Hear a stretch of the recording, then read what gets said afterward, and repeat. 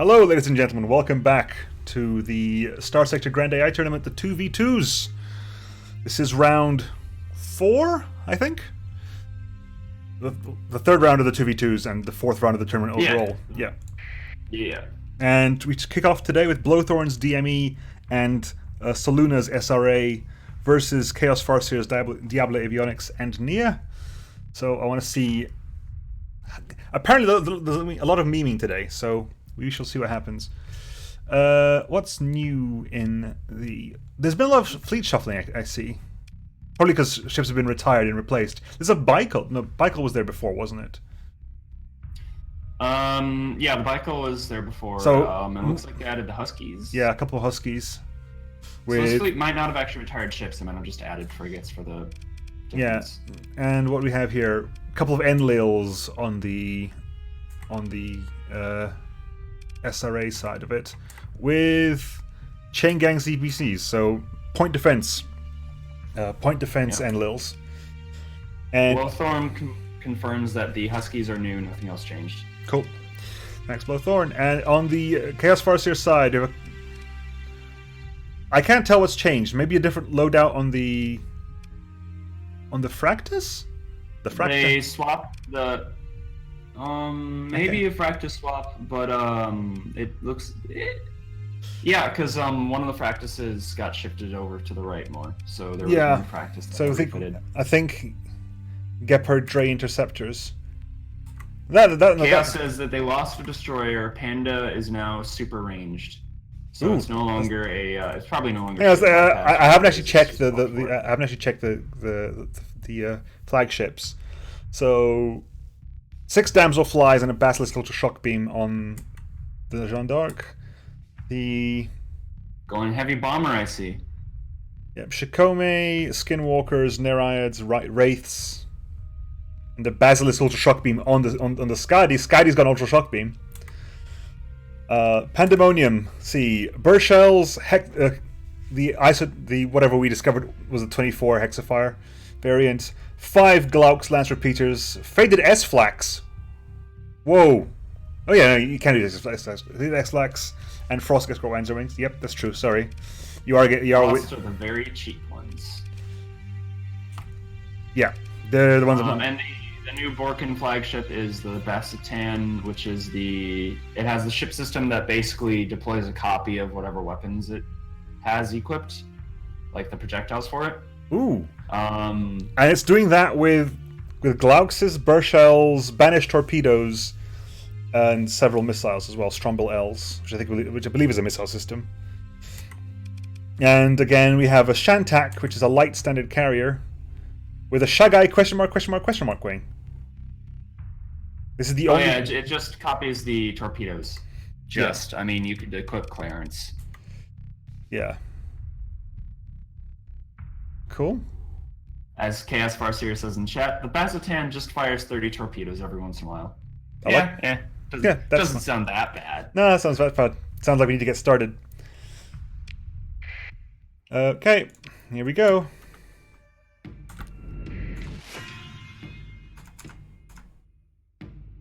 Right, so... I'm excited to see a giant cluster of banished torpedoes pop out of nowhere. I do like Banish because I like the little setup moment they have where they pop off, don't do anything for a while, turn around and then dash off. Yeah, it's a fun looking torpedo. I like them.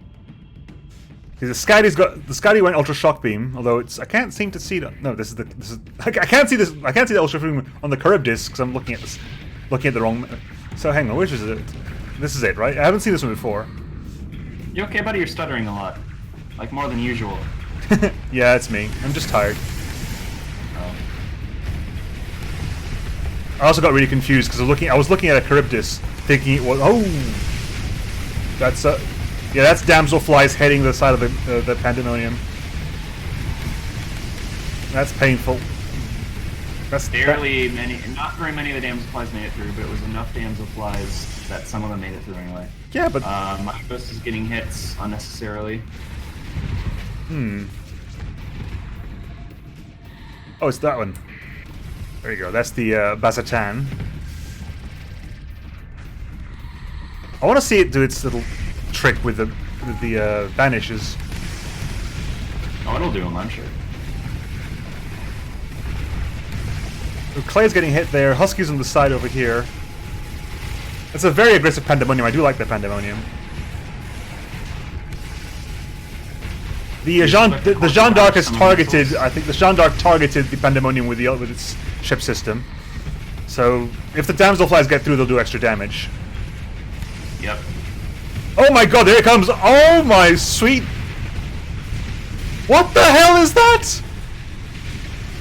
Holy crap!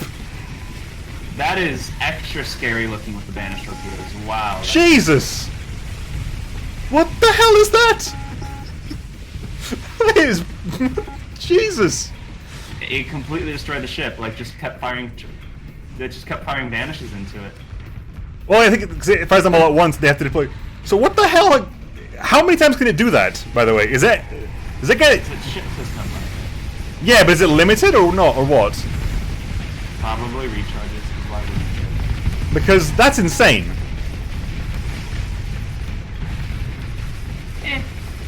That's crazy. That's genuinely crazy. That was a lot of banishes. Infinite. But the AI... It is infinite. But the AI doesn't use it often. I'm glad I got to see it then. Someone clip that. I want to say... I want to count them afterwards. Oh my god, that was crazy. That was absolutely insane. It makes you think that they should have a built-in torpedo for that system. Oh, although it got hit by a lot of lots of damselflies just got in. I want a built-in missile system in that ship that has like the same firing pattern as vanishes, but a lot less powerful, because that just looks cool. Yeah. See, I am a huge fan of missile spam, and that just looks glorious. Thanks for the clip, Nancy. Put it in my Discord as well, because it'll get lost in my chat. There's thrushes on the Basseterran too. I always Are there? Thrushes. I think so. Or the practice just firing them across it. No, they're firing across it. Still, thrushes are good. Oh yeah, thrushes are very nice. It's a very brave Bicol as well, but again, I don't think that. Yeah, how much punishment have you taken? Not that much. It's a bit scared for no reason. That. So DME seems to be kind of hard countering Borkin and the Pandemonium right now because of the advanced targeting core on the Jeanne d'Arc. Yeah. The phase ships don't want to and are unable to close in because they're slow phase ships. So they just kind of sit at range. Is the Maelstrom derping? I got the feeling it's derping. I'm gonna give it a bit of a move. And which is that again? It's pause. I guess this one. It was facing this way, so I'll move you a little bit closer. Hi, buddy. Just wake up.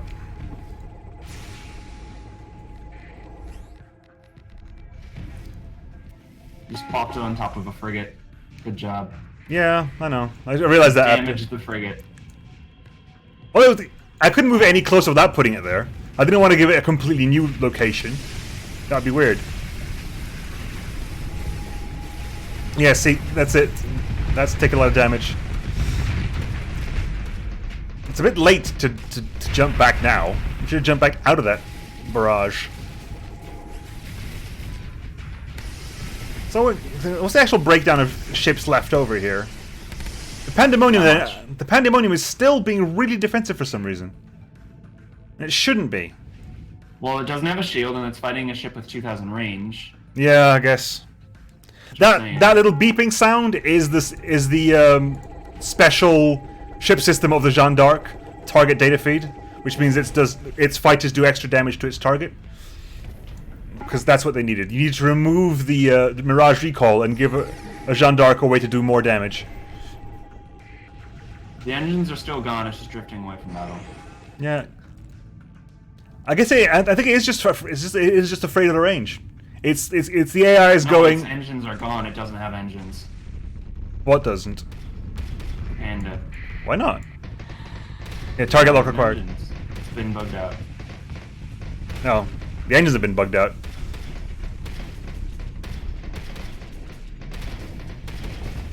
Things I can't move it now because it's in the middle of a firefight.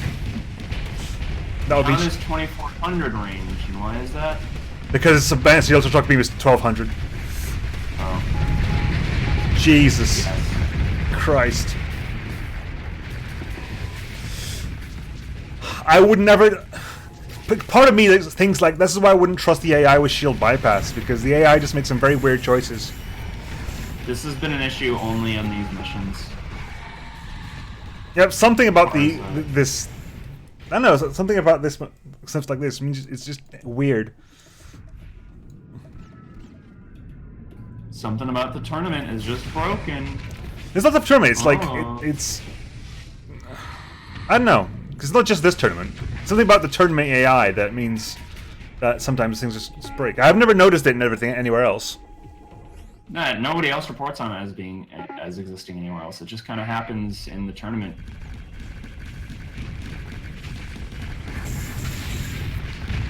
I don't suppose Alex has ever weighed in on this. It's not really his problem. It is a mod issue. But Yeah, I don't think he pays too much attention to mods. good man. Probably for the best, because Oh, absolutely, definitely, definitely, your yeah, decisions. definitely.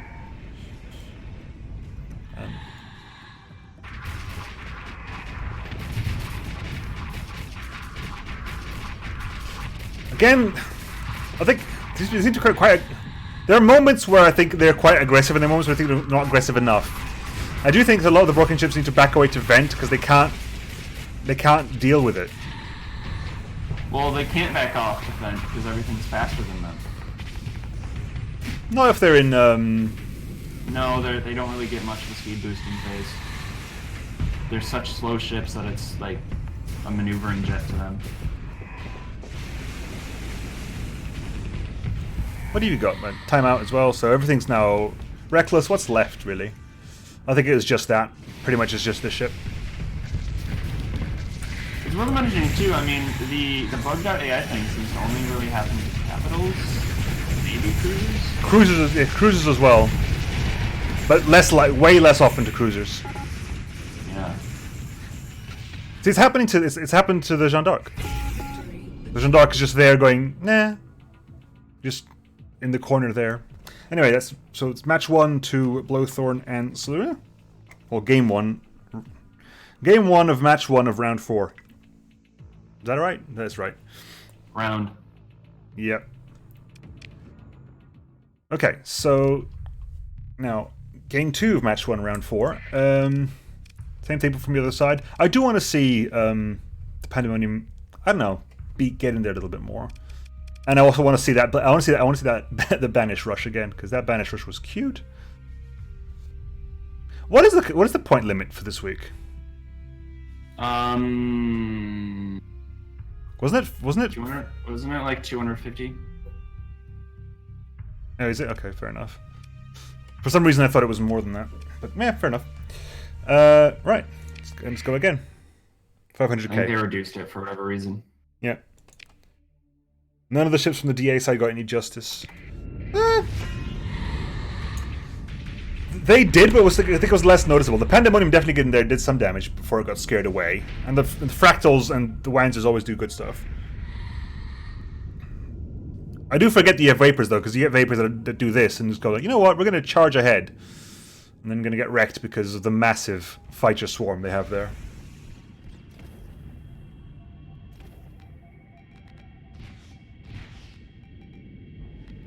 There's a reason that these days all the navies have aircraft carriers known as a battleship anymore, because fighters are really strong. It's all about mobility. Yep, art imitates life. It's one of the reasons that yeah, Dole's already down, but the thing is they immediately pinpoint the Maelstrom as being a priority target, and immediately just dump a whole lot of damsels on it, which it just makes it scared, I guess. It just scares off the Pandemonium. Well, it's also that it doesn't have a shield. It knows how long it's going to take for it to approach the Jeanne d'Arc. Shieldless ships basically have no response to being outranged, unless they can get in very, very fast. Which it should be able to do because the Fractal Core. Like, of course. I mean, technically yes, but it'd be stuck there then. It'd be dedicated to the fight. See, the AI uses its shield to approach things, which is something I think a lot of people forget. So if you have a shieldless ship, it needs range. If it doesn't have range, it's gonna sit there and die and let like right now, it's just kind of sitting there and dying. Yeah. And Scar's first, apparently the shielded panda was even more cowardly, which is weird. But there you have it. These are also the post-nerf perforators as well, so they're not wrecking the Pandemonium as much as they would have done last week, apparently. Perforator damage has been reduced, and the size of the salvo has been reduced as well, I think. Probably, and I think maybe the hit points of the missiles. Yeah. There you go. Here's the Banished Swarm. Most of it missed, however, because the fighters got in the way. Still managed to overload the Tartarus, but most of that was over. See, this. Yeah, this is when the thing should back off and vent. It's not going to, sadly. And again, I don't know. What kind of captain is on the Pandemonium? I don't know. Yeah, I was asking Chaos Farseer in chat. I looked at the chat, but clearly you know exactly where I'm looking. There's also the problem with the phase has with the damselflies is once they start firing, you get a couple of seconds of like constant perforators, and they can't really get out of the way for that long. The panda's actually steady. Saturation bombers like that are really lethal to anything that has mobility systems because they tend to only be able to partially dodge. Yeah. Especially if the bombers are staggered, because that means that every wave like autocorrects for direction. So essentially, you have essentially as a leading bomber wave. Yeah. Nothing can get close enough to that Jeanne d'Arc. The range on a Jeanne d'Arc is just stupid. It is a huge range. Hey, at least you're flying around trying to kill other things, so fair play to you. Although the fact you haven't got any armor is painful.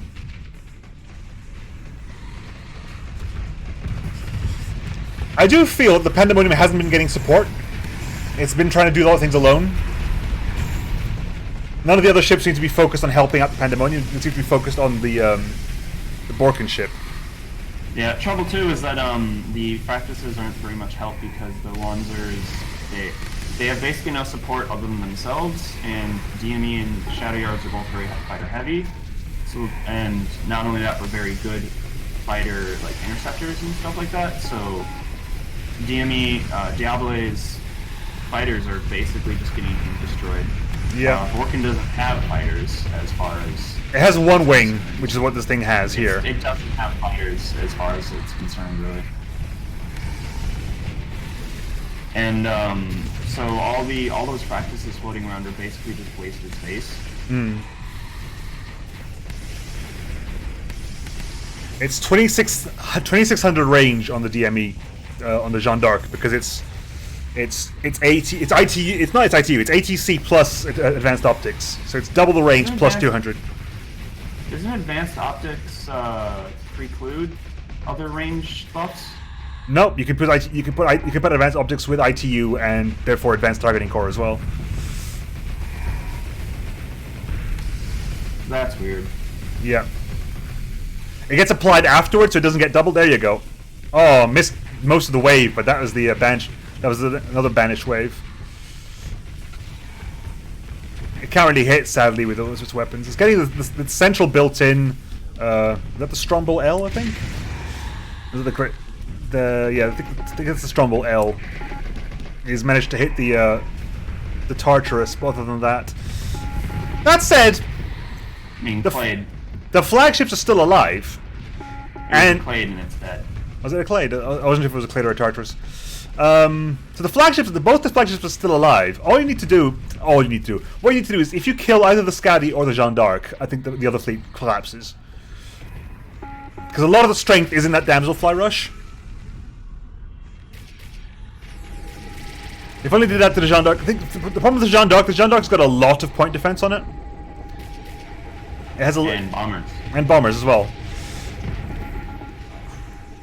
I think perforators have some kind of point defense. Are they just thing? I can't remember.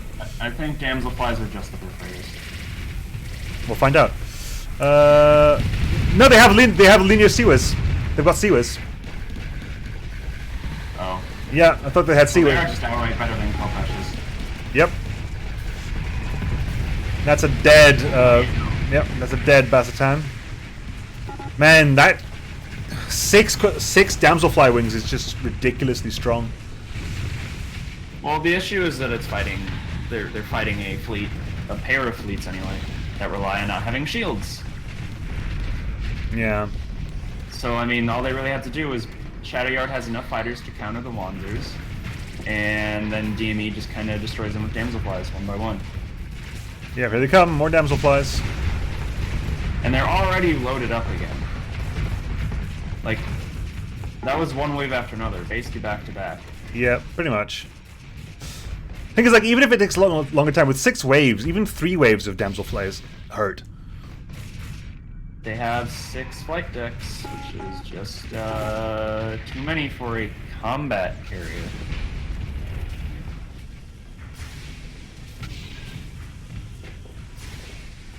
Yeah, the range of that thing.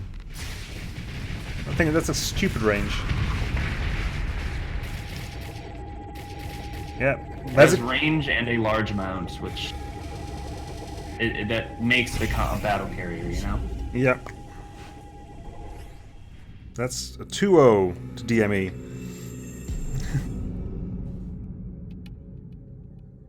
You literally have the club of people who've lost to Jeanne d'Arcs this tournament. It went far better than last time. If you look at this, like, I mean, DME only got out with the Jeanne d'Arc and the Baikal, which is again a resistant, very sturdy cruiser, and then only the cruisers got out of the SRA side as well.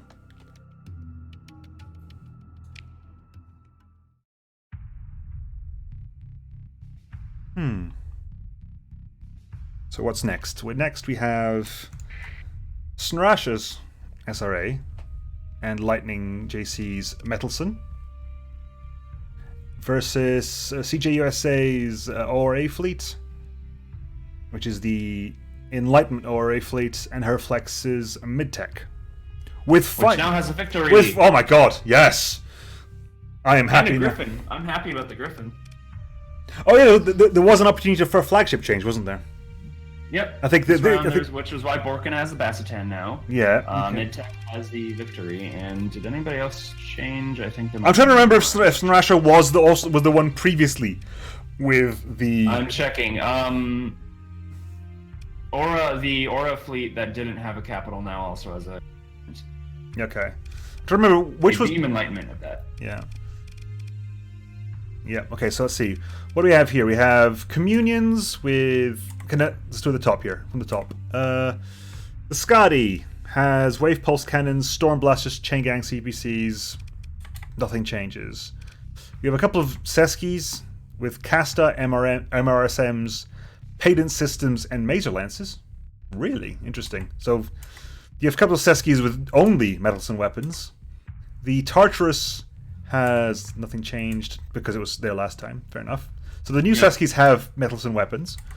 And Metalson has a couple more. The Gleema with the light maser custom, silver cannons, heavy auto cannons, light CPCs, Wraith drone fighter wings, hypervelocity drivers, patent systems. There's a little bit of corporation here. The Dranger has a Devastator cannon, a couple of Actels. No Shadow Yard's weapons for the Dranger, and no Metalson weapons for the Skadi, but there is a little bit of swap here and there. ORA goes for Communions. They haven't changed. Let's see what the Felicity again. They had to upgrade from both Midtech and Aura had to upgrade from a cruiser to a capital flagship, so that costed them a lot of maintenance, I'm sure. Yep. Also, this ORA fleet, because it was paired up with the DME in the past, has with it 7 Damselfly wings. Because it had carriers from the weak alongside DME, which should probably do a pretty good job against Metalson. Yep, and this is a beam It's one of those things because ORA is very good with beams, so much so that they all have built-in hull mods that makes beam more expensive, but they're still very good with beams. 10 tactical lasers, 8 graviton beams, 2 high-intensity lasers, IDPDAI, advanced optics, advanced turret gyros, ITU as well, I assume. Yeah. That's just beaming. That's just beams everywhere. Beams. Yep, it's exclusively beams. And interestingly, the Aura and Midtech fleet here are both the players that didn't use a capital initially, and they both now have a capital. And what do we have here? We have an extremely PD heavy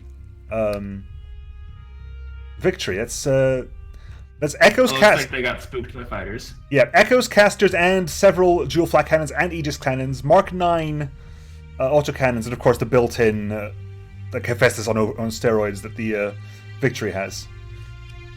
And what's the Griffin have? The Griffin is, of course, missile cruiser having a Locust. Wow, they've gone very anti-fighters. Yeah, they made an assumption. We'll see if it pays off. Yeah. Given they have all the damselflies, I think it probably will. As long as the archers and comedians don't get killed off, because there's very few actual like anvil ships in the fleet. Yeah. Well, to be fair, like it has 2 very big anvils in the Enlightenment and the things. No one's got like shield bypass, do they? No, hardened shields on the Enlightenment, which give it a very efficient shield, and hardened shields on the Victory as well. Yep. So they went with a unified strategy. That's good to see. Yeah. I kind of mentioned it in today's episode when I was recording it. But is there any way to change the starting configuration of the ships? Yes, they spawn in the order that they're listed in the document. But like when you're playing campaign, I mean. Oh. Because every single time I'm playing the campaign, my Maelstrom starts behind the Banshee, and I can't do anything because I can't fractal core forwards because there's no space. I would assume that it's tied to the order that they're listed in the fleet when you deploy them all as a group. Yeah. Otherwise, you could just try deploying in waves. Yeah, I guess. There it goes. Beam spammy enlightenment, which is like it's a fireworks show to see. It's like laser light show. It's a big disco ball. It's the reason why the light show mod exists, basically. Yeah, without the light show mod, this would be a really noisy. I can't even remember. Ooh, Drenger got met by a lot of harpoons, a lot of everything, basically. That Drenger. What you like to see. Yeah, that Drenger got visited by a lot of missiles. That, I forgot the name of that, it's got to meet a lot of harpoons as well. That's a dead cruiser. Yep, dead cruiser Mantarn it was called. I am a missiles fan. Oh yeah. Absolutely. Archer down. Hopefully we'll see the Victory and the Enlightenment keep up the offensive, and the Scotty's hanging back. So it's where the Scotty should be. Unlike the Jeanne d'Arc, the Scotty has no illusions that it's a combat carrier. Yeah, it's got a large mount too, but it doesn't have the absurd range. I maintain ADC doubles the effectiveness of all weapons equipped on it. Yep. Oh, double for all weapons plus 60% for PD. No, I don't mean for range. I mean for it just straight up like in considering ship balancing. Yeah. You double the mounts if you double the range. So the Jeanne d'Arc may as well have 2 larges and 4 medium of the offensive build, which is a Dominator. Yeah. Which is more than Legion has. And it also has more weapons than a Legion. And did you see that destroyed Griffin get flung somehow? Maybe I might have missed it. Also, I didn't even see the Griffin go down. That's sad to see, but it's not a Harpoon Griffin, so oh well. A lot of beams. Look at that. Are the real fun. Look at that beam spam. Jesus. Yeah. I hadn't actually realized that there are a lot of tactical lasers on the Victory as well. Tac lasers are like required for the Victory. I don't know what it is about it, but like I guess having the 4 frontal medium ballistics just means flak is the good option. So why bother with the energy PD? Yeah. You use tack lasers as a no-fly zone. Yeah, tack lasers it's the constant pressure. Like if they keep their shields up, they get fluxed. If they lower their shields, the tack lasers will just pick away at them. It's not a lot of damage, but it builds up over time. Victory has decided to. Come on, Victory! You have literally a drive called Maximum Drive. Get in there. Scotty is down. Letting his boys get some kills. Yeah. Not fair if he has all the fun. Scotty is getting some damage in. The Enlightenment does require someone else to get the shields down. Even if it's got the graviton beams, it's still not that good against anything bigger than a destroyer, like kinetic damage wise. Monitors are doing work. I always like that. Nope. That was 32 harpoons against the frigate. Only half of them were required. Even then, that was overkill. Ooh, those damselflies do so much damage. This has been like the tournament of the damselfly. If you haven't actually paired up with a DME fleet yet, folks, when you do, just get any carrier you get and load it up with damselflies. It'll do you for the rest of the tournament. Like, this is some free advice. Things aren't a bit too powerful. Yeah, well, this is one of the points of the tournament is also to help with balancing issues, and I think we've definitely found a balancing issue with the damselfly. And Yondart.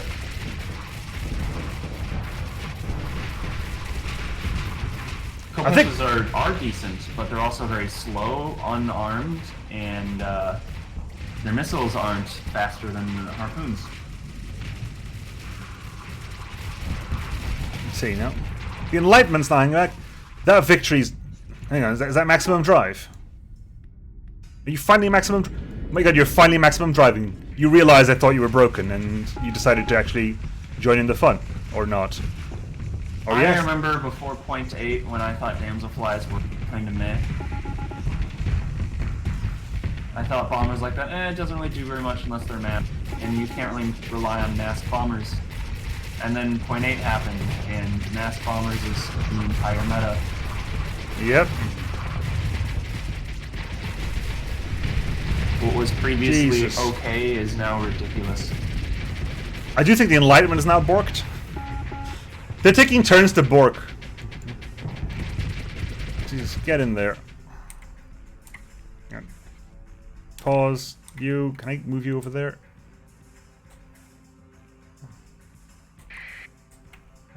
Here? No. This one. There you go. Get in the fun. Join in. There you go. Your engine's on again. Yippee. Okay. Echo casters are just fun guns. I don't know what it is about them, but I like What was it? What, it was during my videos. I accidentally misspoke and said Echo Scatterer, at which point, like, Tarji just commented, "Ooh, makes notes." I was like, "What have I done?" Large amount Echo Scatterer. I was like, no. Oh. Why would you not like such a good idea? And also harpoons. A large amount Echo Scatterer. I do kind of want to see that though. That'd be awesome. I'm interested in the reasoning behind using pylons for the victory when the archers have so many harpoons. I feel like the logical thing would have been to add more harpoons. Just for infinite missiles, maybe? Well, I mean, the archers are already based on infinite missiles, and the victory doesn't really need that many considering, so, like, why not? I just feel like pylons might be improved. Yeah. Pylon, you need a lot of pylons for the I was just wondering, why don't they get, like, ORA missiles? And I was like, oh yeah, ORA missiles don't exist. Good joke. Nah. What's left? Wow, a single Actil, I think. No, it's Anu class, in fact. Don't remind us, Sona, of .7 tournament Sabbath archers. God, oh my God. I have nightmares thinking about that fleet. That was genuinely nightmarish. nearly 1,000 sabos fired over the course of a round, and each one was 750 kinetic damage in a single shot. I remember that. I remember that. That was painful to watch. It's kind of like seeing like that banish wave hit something. Just it was easier to pull off. All the time. Except all the time, yeah. Except every archer could do it. That's the correct swap, right? Right? Hang on. Yeah. Yes. Yeah. Okay. Cool. So round 2. It's from the perspective of Midtech and Ore. Let's go.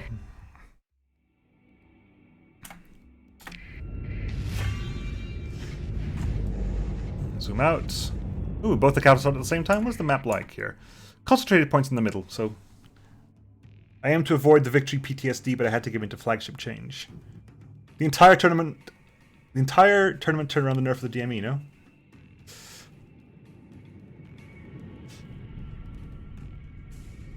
We are learning a lot, basically. We live and learn.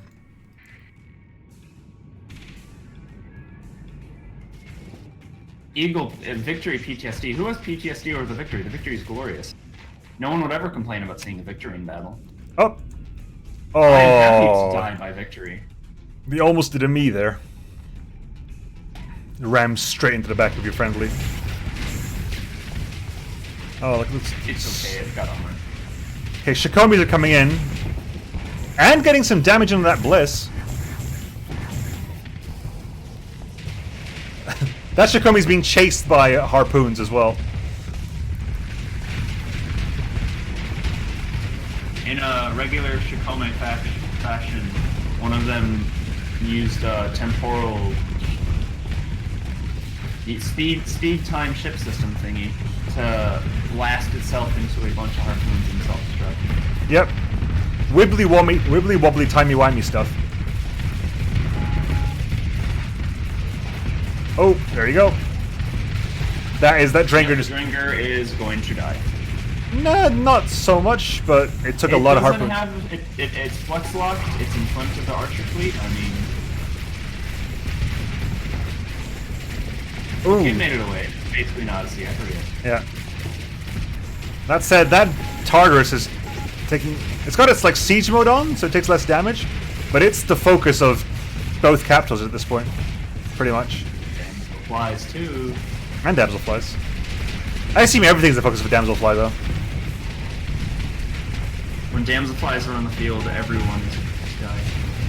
Oop. Actel's just took a bunch of harpoons there. There's still the Ulan siege laser on that Charybdis, but I haven't really seen it fire very much. Ulan is exceptionally flex heavy. Ships like to not use it. Ooh, that was an Echoes caster all along the Dranger. Echoes cast. Yeah. Bliss and was critical. Just turn the whole boat off. The Starsector Grand Damselfly Tournament. It does feel like that sometimes.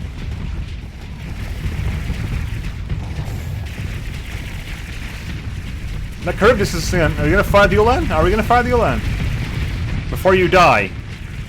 No. Well, if it's at high flex, it can't fire at all. It's like 1,000 flex per shot or something ridiculous like that.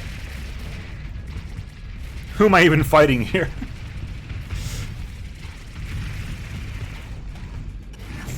The Victory can casually fight 2 onslaughts. Yes, it can. The Victory is amazing. Victory is a good boat friend. Yes, it is. So Griffin's at 50% hull. Oh no. I like the Griffin. Don't die. To be fair, it backed off quite severely now, so I think it's fine. That is... There's a lot of point defense on the Victory. I would have liked to see how the Victory would have been able to deal with a Damselfly rush, just because the amount of point defense it's got. Of like proper flak point defense, like not killing the fighters, but dealing with the incoming the missile waves. Yep. Man, I'm really glad I'm a mid-tier player in the brackets right now. So I don't have to worry about DME too much so far. I haven't ever faced them. I'll probably face them next week just because I said this, but you know. So, if you ever end up beside one, would you just get the Matriarch to get 7 Damselfly wings? I mean, honestly, if D&D is on my side, I have a Jeanne d'Arc on my side, and nothing I do matters. So probably, yeah, just to make people really unhappy with me. Yeah, that would be friendship ender, I think. Because I don't think it would matter what I do. In before Damselfly nerf? Damselfly's already been nerfed. This is a post-nerf Damselfly.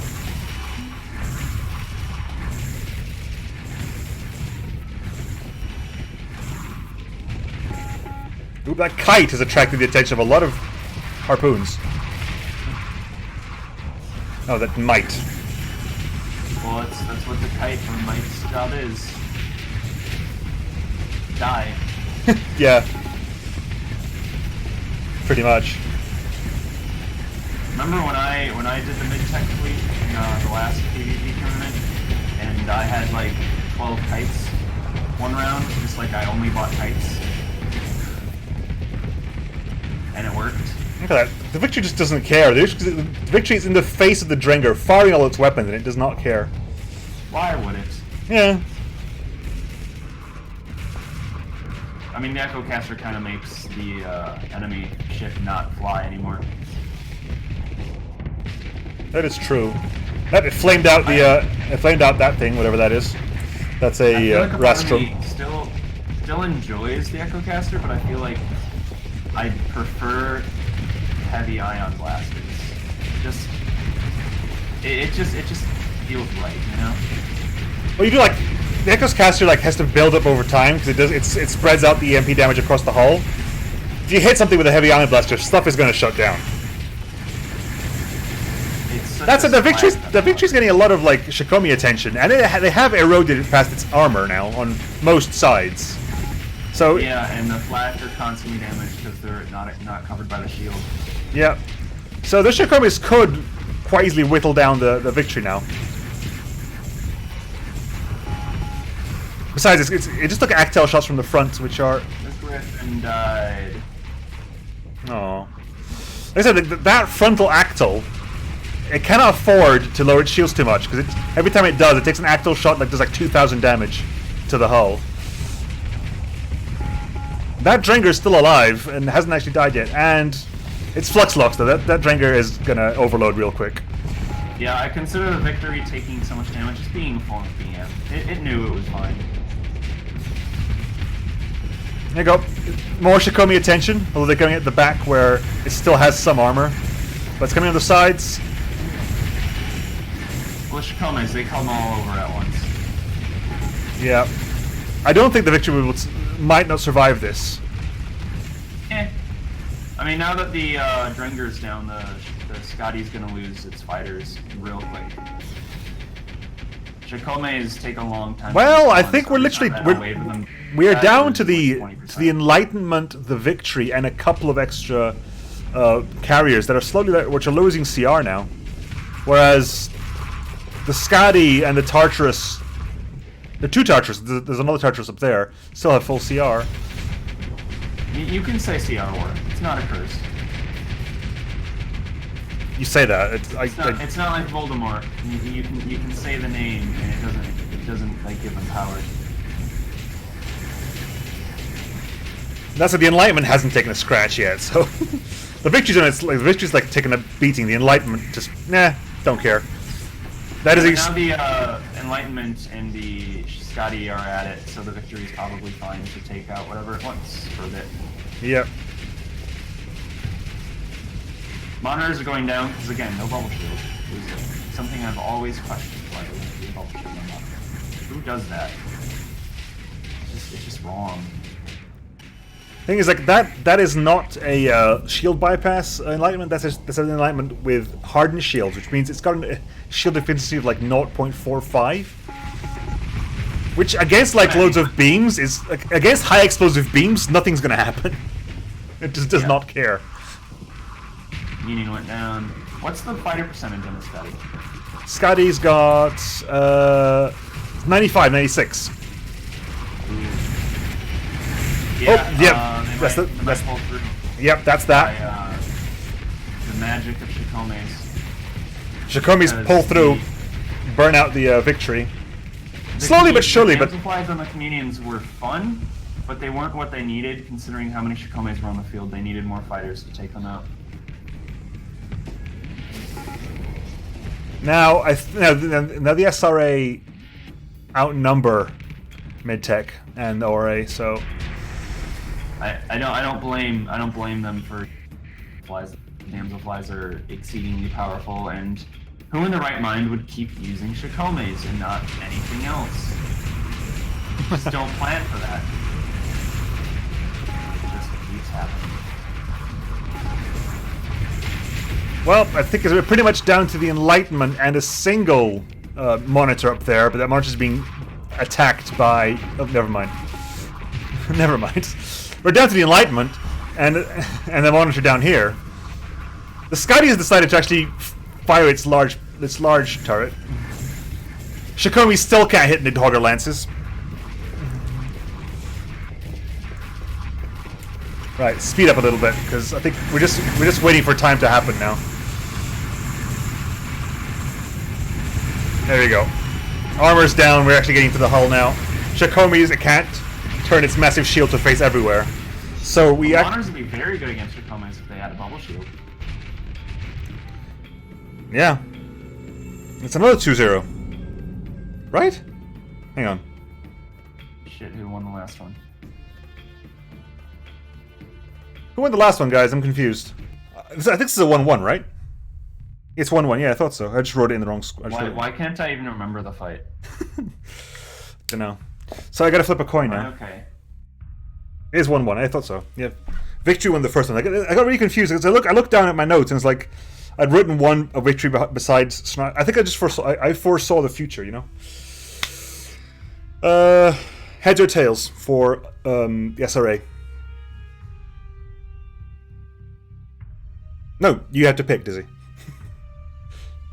I have to pick heads. Tails. So we fight from this perspective. Right, so we go. We go into, from this perspective again, the tiebreaker. And it could go both ways. It's literally down to what dies first, I think. And if whether or not the victory manages to stay alive. I think I should do what I used to do the old seasons, which is just speed up the beginning until things started getting engaged, because we just waste time otherwise. There we go. The massive fighter swarms. The massive fighter exchange immediate launches of several harpoons against a lot of the small ships, but like a lot of the fighters have flares, so a lot of the harpoons get wasted. Well, I mean, you're firing that many harpoons against fighters. One would usually consider it waste anyway. Yeah, but harpoons tend to like also, if you kill a target, the harpoon will reacquire, but not if it's a flare.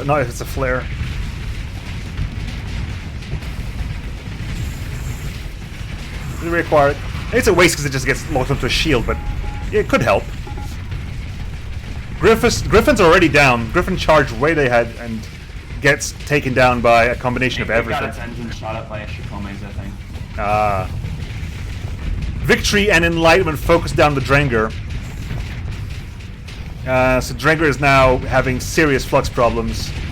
And got Damselfly attention as well. It's literally the Damselflies and both capitals tickling the Drenger now. The Drenger's got to pull back, though. The Drenger gets to live another day for now.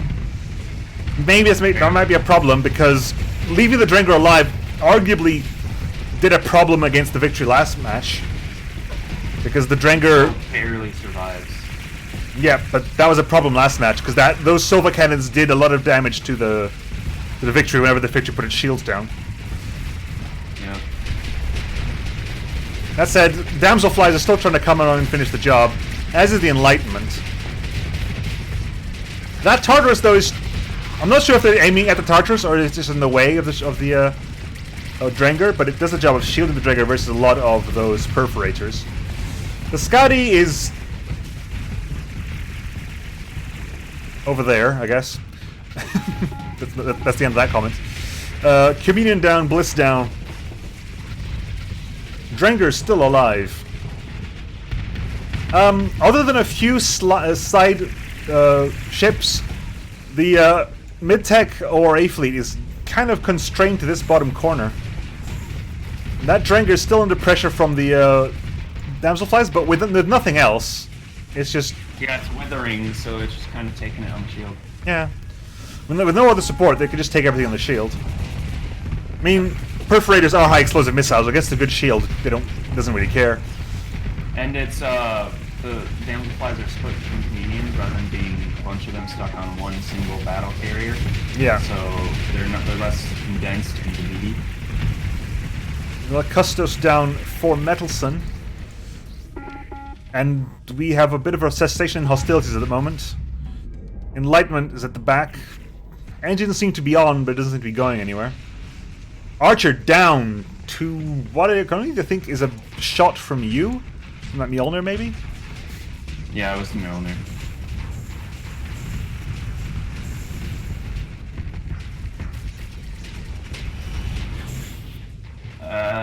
Man, there's just not much to comment on. No, guys, These big fleet battles kind of just happen. I mean, you talk. I do think that the Enlightenment has bugged out, so I'm gonna give the Enlightenment a bit of a boot forward. No, sorry, you were facing that way. There you go. Z to move, X to change the direction.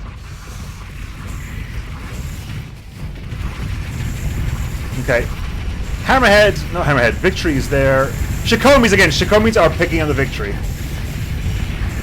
And they are shielded, so the flax don't really do a lot to them. Yeah, they really don't. They need, like railguns and stuff, something... Yeah. Kinetic, actually. Machine guns, I guess, would probably be... Yeah, machine guns would be fine, yeah. Again, machine guns and Devastators, I think, would be the way I would... Because the Devastators are saturation in AoE, so they just get around the shields. Yeah. Again, the Enlightenment is not wanting to play fair, so I'm going to bring you in again, Enlightenment. I'm going to put you there. It's cheating because you're going to be in range of that Custos. But just wake up. Thank you. Your engines are now active. I guess you... It's always like, do I put it there and then move the Custos to safety? It's always the kind of thing I should do, right? I don't know, because I generally don't know how I should play this power to move ships around. Because it can... Yeah, I don't know. It can severely change like the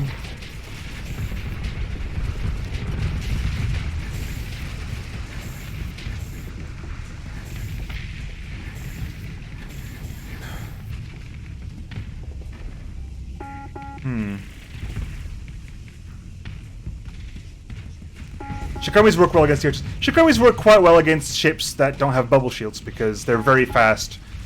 And especially if there's two of them, you can't really shield against both of them correctly.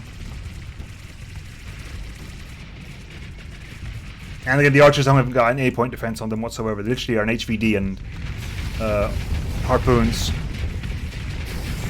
Tick in chat says that the best part about Victory is that because of the lousy shield to every battle scars. I've never heard someone say that, oh yeah, the fact that it doesn't have side defenses, I love it. I like that it's wounded all the time. Okay, so... Shikomis do die eventually, but they need to get in there and stop them from doing this. Yeah, the machine guns are like anything kinetic. That was kind of heavily into the battle. It was kind of heavily into the battle, but the Enlightenment not fighting for the remainder of the battle was also heavy into the battle. I've got to make a decision. There's no real, because like you kind of have to put them in weapon range or something in order to... Yeah, because if I put them out of weapon range, they just stay broken. You got to give them something to react with. They don't have something to react to. Which is why I thought is what you do is like I move it there, then move the thing that's in range out of range. But again, that's messing too much with the fight. Ideally, this doesn't happen. Ideally, we figure out what the hell's causing it and stop it. Because again, I think the Drengar's not working. The Tartarus and the Charybdis are escorting the Drengar, and the Drengar is not working. Well, they're just I think they might be circle escorting. These two are circle escorting the Drengar, but the Drengar's bugged out. The Skadi hasn't, because the Skadi's quite long range, but the Drengar is definitely bugged out. It's firing its weapons on auto fire. So it's facing the direction I like to call the broken direction, because for some reason they like facing like that way when they're broken.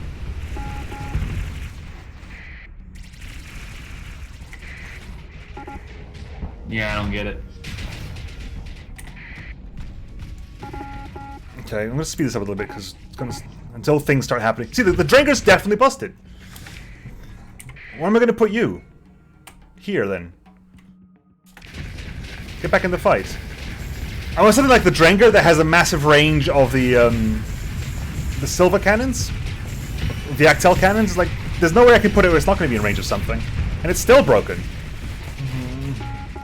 It's just firing out its weapons on passive now. Yep. If anything, it's moving faster downwards. The Scotty will die soon. No, the Scotty hasn't taken the lick of damage. It's a lie. It's taken a bit of armor damage on the that there, but nothing's gotten close enough. The Enlightenment can't really get through shields, so it's relying on other things lowering the shields down, and yeah, like so. It's only because it's a destroyer as well, with not very good shields. The archers are dying because they're getting critical malfunctions. That victory was just down to Shikomi's again. And the Dranger is still broken. The Sky didn't even... I'm definitely seeing that the bigger the ship, the more often. Yeah. We're just like constantly multiple times per fight with these capitals. It used to be like, oh, every 3 or 4 matches a cruiser would wig out, and that was really annoying because it. Now it's just every match, multiple times a match, something happens.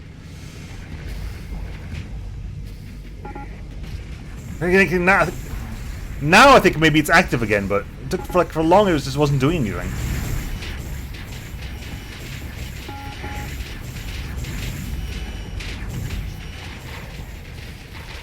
I'm saying it's active or just getting engaged by the aura ships. Sadly, that Felicity is kind of saving the Scotty from all the beams there, because it can't really fire. All the Scotty's in the way. Charybdis. See, sorry, yeah.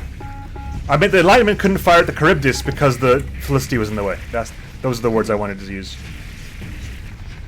I'm distracted by all the dead ships. Now Scotty's fallen back to there, so still active though, but it's fallen back. And we're down pretty much just to the Enlightenment, the Felicity, and a couple of low CR, if not no CR, ships. That Archer has 0 CR. The Monitor has 10. The Communion has 20. This Monitor has 7. We're pretty much down to the Enlightenment and the Felicity. I'm going to hold shift and things until it's over, pretty much. So now the Dranger's active again.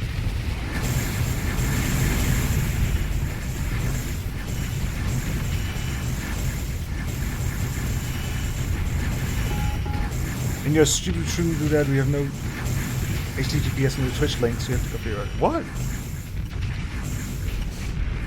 I'm confused. Yeah, it's just now that everything else is dead, the Shikomis can focus on the Enlightenment, and because again it hasn't got a bubble shield. It doesn't have a bubble shield, and it's only beams, which means Shikomis happily ignore it. Most of the time, anyway. Unless they can seriously focus a lot of gravitons all at once, then maybe it'll go down. Yeah, eventually they pop, but it takes way too long. You think ORA MT would have been good against the DME, but against the ORA you need more kinetic damage in your PD. Either that, or you just, like, Echo's casted all the Damselfly waves. That could work, but... Again, now the Enlightenment's dead. My YouTube stream doesn't have a clickable Twitch link. Right, okay, cool. I'll change that after the episode. Let me write that down.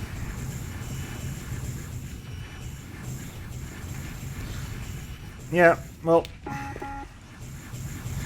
Basically what's going to happen here is, like, whenever... They'll die eventually. The Shikomis get remade. They're waiting until the Shikomis are ready. Then they come back out here again. Oh yeah, and so the Scotty is basically untouched aside from that, so it can happily replace the Shikomis at whatever rate it wants. Yep. It's not stressed out. The Felicity is on now 0 CR. The Felicity's out of CR. The Drangar has actually managed to retreat. Oh, but capital battles are so much shorter because it doesn't go to CR. Oh my god. I'm gonna move.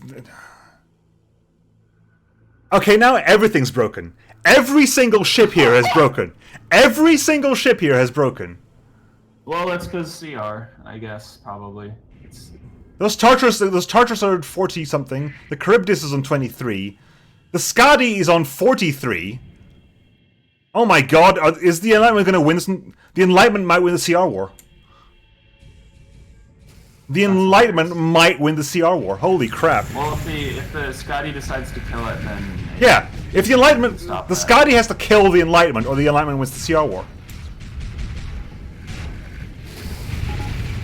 Yeah, I think they realize this. I think they realize... firing the Ulan siege laser, by the way. Sorry? It fired a couple siege laser bursts at the Enlightenment. That was... getting completely broken. Like, the entire fleet stopped for, like, a good... long period of time. Hi, Skypion. Yeah, 2-1. That's 2-1 reversal, because it was 1-0. It was 1 up for the RA Midtech fleet first. That was a reversal. God. So, for the first time in what feels like ages, we actually got a somewhat close match. Yeah.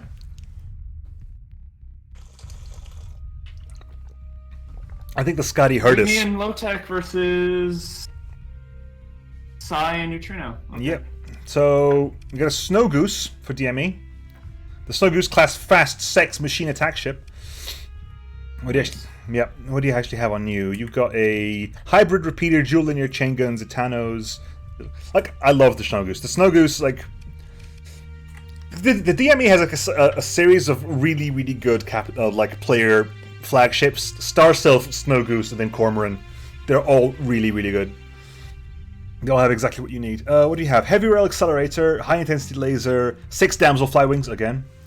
Yep, because why would you take anything else? The Terror battleship on the Onslaught with quad linear chain guns, Katyusha perforators on the Onslaught, Whistler jet rifles and Quad linear chain guns. Yeah, quad linear chain guns as the point defense. Hellspire strike cannon, Hellspears, and they've taken a couple of large slots and put the chain guns on that. Okay. So it's actually got it's got the light needlers for kinetic, but other than that, yeah, okay. Lashers, that is the Ferro Howler, one of which has been retired. Mora with a Crate broadsword and Mora Dard broadsword, and a Dominator with light rail and Hellspears again. 2 Hellspears on a lot of Hellspears now, and Katyusha perforators. Just turn your Dominator into a big, big, big damselfly. It's got a lot of long-range high explosive. Yep. And on the Psi Neutrino side, the Banshee Norn does not have singularity torpedoes. I am much disappointed. Particle cannon array, unstable photon cannon, and javelin torpedo launchers. It's still got the photon at least. Yeah. Couple of hacksaws. The old hacksaw with the DA weapons, and now the new hacksaw has pulsar beam repeaters and scatter beams. If the Neutrino line doesn't have 3 UPCs, I'm going to be disappointed. Oh. No, 3 high explosive mortars. What? I'm disappointed. It's got miseries on it, but that's 3 high explosive mortars. And there's no singularity torpedoes in the fleet whatsoever. A couple of Hydra. I mean, the singularity thing's a one-off. It stops being funny eventually. I don't know. I watched those videos back and it was still laughing. Yeah. I'm disappointed. I don't know. I feel like you can't tell the same joke over and over again unless you're like a comedian and you're doing a tour. This is a tour. Knight has a plan, but I'm not really sure. Was Psi expecting the Onslaught to stay SB?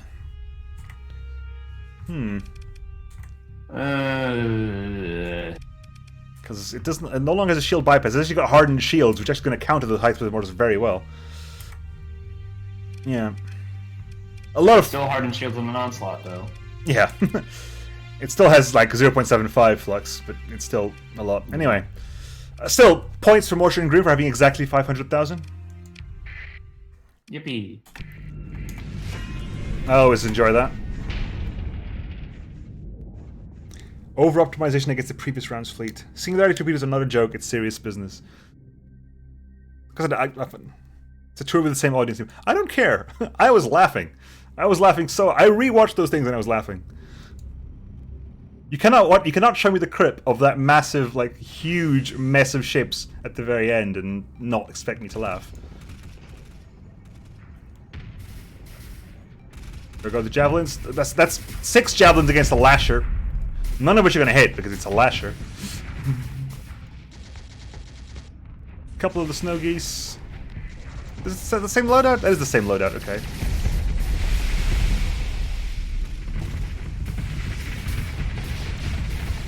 Okay. Man, in any other circumstance, I'd say the Snow Goose is a kind of hilariously inefficient choice for a tournament because it's meant to be an elite destroyer that costs as much as a cruiser. Yeah. But they got a Jeanne d'Arc, so I don't think it really matters what they do. The Jeanne d'Arc and the Onslaught are quite far back, but they are...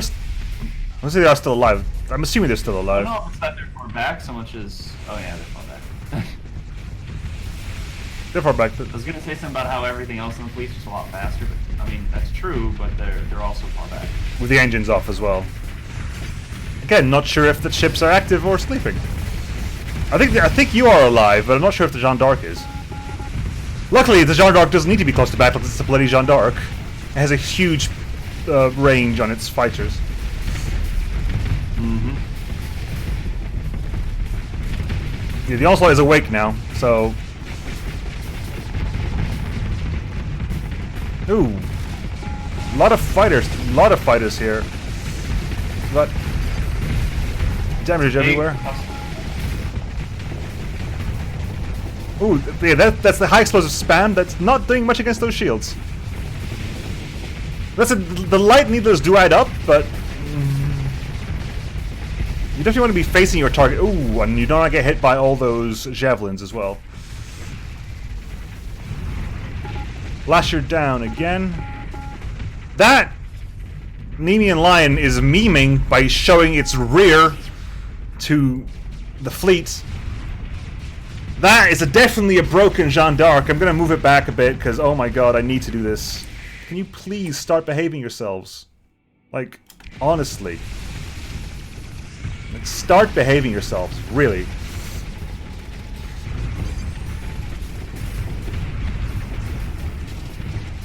I thought that Mora was defending that. Hang on, is it actually fighting against anything? No, so I'm going to move you back as well.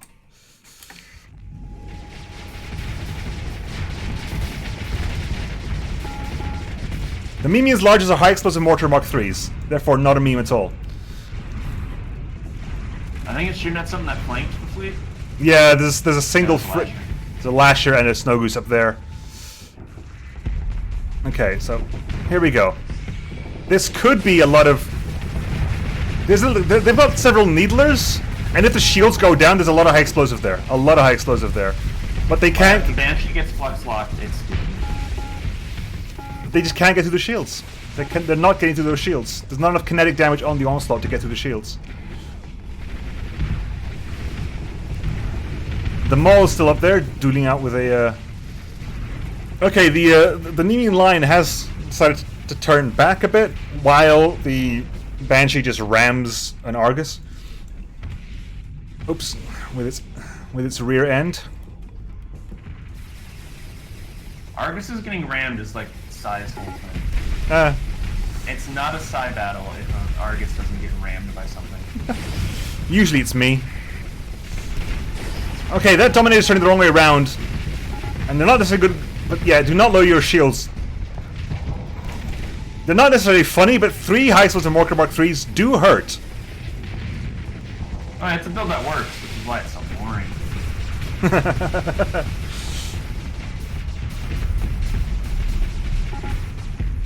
Come on.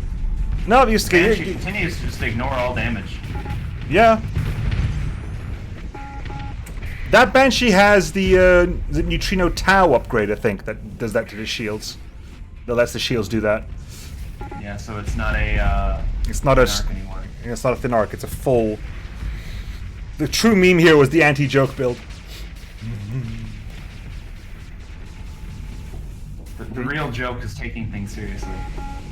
The real joke were the friends we made along the way. That Dominator's almost dead. So, are we going to carry on with the Neutrino Redemption arc then? Again, like, they cannot do enough kinetic damage to that Banshee to lower its shields.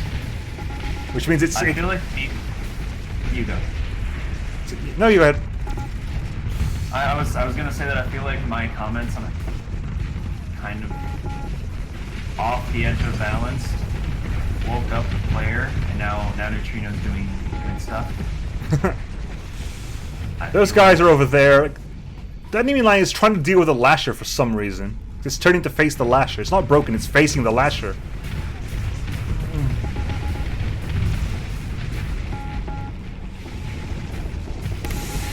Ooh. The real meme is making the Jeanne d'Arc look like it might be in threat. It doesn't have fighter superiority, what the hell? That is weird. That's a I haven't bit. seen this before, because it's just perforators. Yeah, perforators don't. Yeah, I don't think they've got enough other fighters on the fleet to make a difference. Yeah, unsurprisingly, only going bombers doesn't really help very much. Ooh, that Karakata lost. Oh, Jesus! Yeah, there you go. It had enough fighter superiority to do that. Essentially. Well, I mean, it's right next to the Jeanne d'Arc, so it didn't really need to be superior. Just kind of was there. Mora's down. Pile Driver C is down. No, Mora's not down. Mora's got critical malfunctions. Argus is down. Oh yeah, safety overrides. Yeah, safety override Mora. Which is amusing. Yeah, intentionally losing the CR War. CR War for the sake of a meme. Like, I think I said it really early, I feel like people are way focused on the safety override low-tech strategy, which just doesn't work once you fight big fleets. Okay, so no, the Banshee's now at reasonably high flux, so I'll need to just keep it there. Which hopefully the Snow Goose will try? I mean, as soon as it gets to, like... No, never mind, they let up. As soon as the Banshee loses its flux, loses its armor, it will start to fold real quick with the 2-second overload.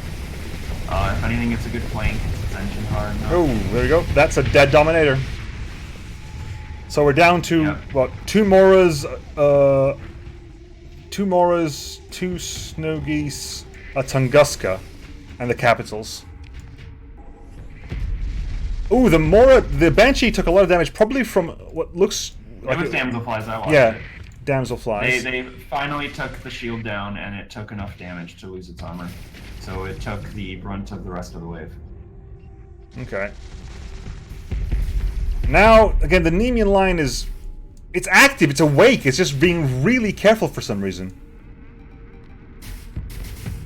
I do not know why, because it's abandoned the Banshee. The Banshee's going to die because both the Onslaught and the Jeanne d'Arc are focusing on it.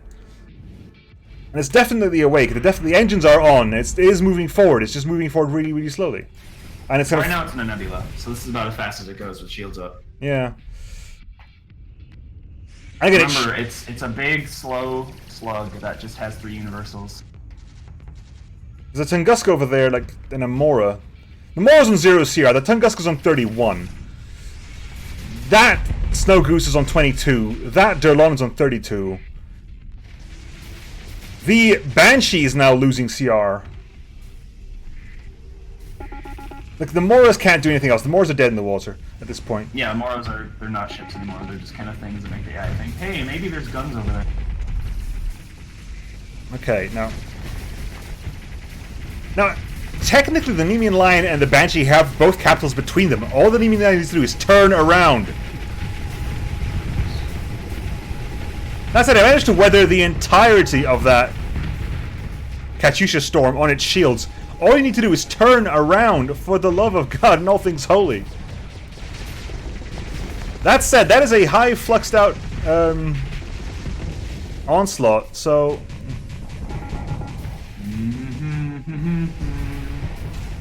Oh, that is an overloaded Banshee. Several missiles coming in, but the onslaught isn't facing the right direction, so they can't really capitalize on it as much as they wanted to. The Nemean line, again, is fighting. It's just over there dealing with a 0 CR Mora. For the love of God, kill it. Pile Driver sees down. And the Snow Goose over there is on 30. The distraction drop those ships are doing is fantastic. The Onslaught has actually given the Banshee breathing space, although the Banshee is now on less than 50% CR. The Onslaught just had to kill the Argus. It needed to. It knew that the Argus was gonna do something fancy in any second with its 0 CR. The Nemean line cannot make its mind up on what it wants to attack. There's a Snow Goose there on 1% CR. The other one there is on 7. The Mora is on 0. Ideally, what you would want is fighters to go around and kill these little 0 CR ships because they just can at this point, so the capitals can focus on the big ones. Ideally. But come on, fire! I think all the carriers are on cautious. Okay, one Snow Goose down, but I'm pretty sure it killed itself. It's not even firing its weapons. It is not even firing its main guns. Look at this. Look at this. It's not even on range. Snow Goose is matching its speed. Oh, thank God, kill it. Thank you, Christ. Right, okay. The unstable cannon over there. It can last us forevers. Oh my God, the Banshee's doing good. Oh, okay. They're gonna let the Banshee. No one's letting the damselflies get behind it. They're going for the mole though, which is gonna kill the mole maybe, but probably still not a good idea. No, they went for the Argus. The Arguses are clearly the priority targets for all these guys. Well, that's currently a dashing onslaught. Nemo line's finally coming. Yep. And I think it has to deal with the onslaught and has to turn its shields to deal with the perforator attacks. So while that, and again, it's slowly but surely, but at that close range, the Banshee is slowly getting fluxed out. The Nemo line just lost one of its armor, probably to the Damselfly Rush. That mole has given up. That Argus is defending that mole. That's going to be a dead Damselfly because it's not dead. That's a dead Banshee because it stayed so close to that Jeanne d'Arc for so long. Well, you can't leave the Jeanne d'Arc. Again, that mole is dead. Mole, can you just move back in here, please? Christ above, like it's no, and then it's too scary. See, it's immediately falling back. The engines are on the wall. It's just falling back. But now this is dead anyway. Yep. Second armor, third armor, dead. Nemean line. Nemean line threw that match really hard. They had the match. The Banshee couldn't. How long did it take? 820 seconds so far on my timer. This is genuinely like disheartening to see. Hang on. What's left alive in the enemy fleets? Right. Let's finish this, shall we? I mean, it's not over. The CR war's gonna be over. There you go. Get it done. Good. It was so close until like the enemy line just started to play around over there because they're down to literally the onslaught and the Jeanne d'Arc, and then everything else, and the two Moras are on 0 CR. They're literally down just to those. It was genuinely disheartening to see that. 15-minute match. Yeah. That's what we were afraid of when we first started the tournament, and this is the first time it's actually happened. From the other side, hopefully the Nemean line doesn't decide to just go away. Maybe if it had singularity torpedoes, it would work, you know? You really want those singularity torpedoes. I do. I really do. Let's speed it up a little bit until this first contact. Okay, first contact is happening.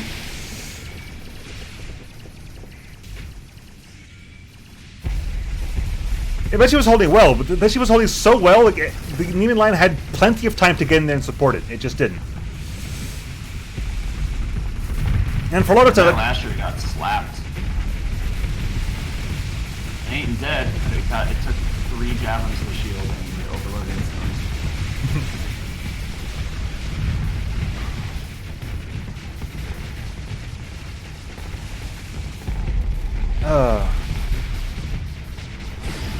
Like a lot of the times, like in tournaments, when if it's not like a specific like build breaking things, it's the fact that the AI just does not support itself like as well as it should, or because the AI doesn't really know like teamwork as well as it should either.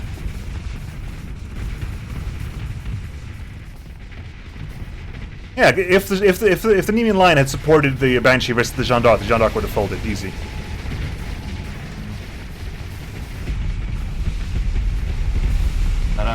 Hydra is really just trying to kill itself right now. It's going really deep against a Mora that can just turn on its defense field and not care. That and it kept like washing itself in the unstable photon cannon. It ran in front of some damselflies. It's dead now. I hate everything. You hated yourself most of all. Again, Damselfly, the Banshee up in there. What is the captain of the Nemean line? Because the Nemean line is getting really distracted by frigates, basically. It's reckless, probably reckless. Really Reckless. Yeah. Thing is, if it's not even moving towards the target, that's the problem I'm having. Like, if it was reckless, at least trying to move towards the target. It can't, because it's a capital. And it's targeting lashers and shit. See, and I say this so many times. It's still moving backwards, though. It's still moving backwards. You can't just put reckless on everything because reckless is the dumbest profile. Yes, it gets them to go towards targets if the target's slower than them. But if they're not in a situation where they can do that, they're just going to act stupid. Again, because that is... If they're aggressive, they're going to like give themselves options. They're going to fall back. They're going to reacquire targets and shit. My god, the Nemean line is, again, so far back. I'm moving him forward a little bit because... just so he can do something. Move forward a little bit. You're not even in range of anything, just stay there. No, again, you're moving backwards. Again, moving backwards. Still turning to face that lasher, but moving backwards. Thing is, I think because that lasher has a capital attacking it, no one else is even trying.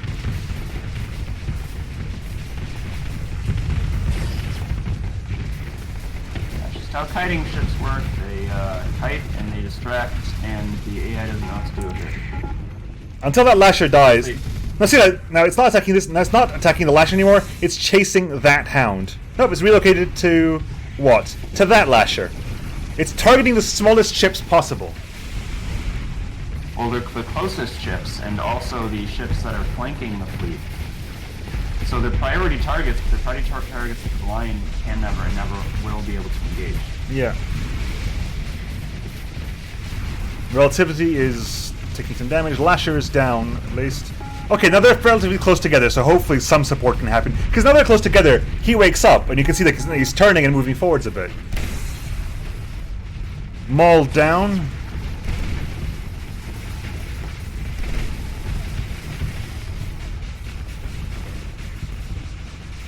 Okay, now the Banshee's falling back.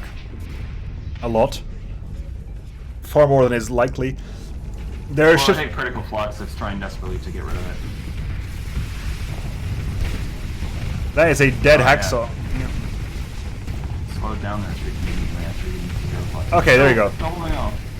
That is a Nemean line 1v1ing the Dominator with... Come on, keep attacking it, because if you get through the shields, those high explosive mortars will completely wreck it. Okay, and you... Good. That's good. That's good. That's good. No, let's get in there. Stay strong. The Banshee's back in it. So the Banshee hasn't broken, for example. The Banshee has never actually broken once in these matches. So it's like some capitals just don't break for some reason.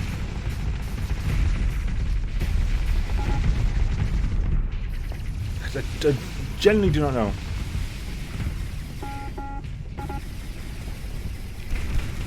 Pile Server Chief down. Ooh. That Hound was very unlucky. Just walked in front of the high explosive mortar shots and just melted. Yep. Hounds don't like high explosive mortars. Okay, so again, at least the Nemean line is attacking something I would maybe call an impressive target. But again, it's falling back to Vent, and falling back to Vent is fine, but you have better targets to be firing at. And again, that Jeanne d'Arc is completely unchallenged. And so still there are ways forward. I mean, if you manage to kill the Onslaught, you like make the job of attacking the Jeanne d'Arc way easier. Now, what is the Nemean Lion doing? Because there's literally nothing down there. Nope, there's a snow goose. The Nemean Lion is trying to attack a snow goose. That'll never work. I'm fairly certain I could solo Nemean Lion in a snow goose.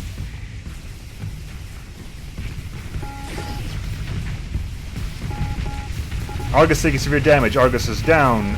2 of those Katyusha perforators. Which the Nemean Lion is taking on the armor, and this Banshee is down. To a lot of damselflies. Again, something with the captain of the Nemean Line, again probably unreckless and just derping out, meant it was focusing the entire fight on irrelevant targets.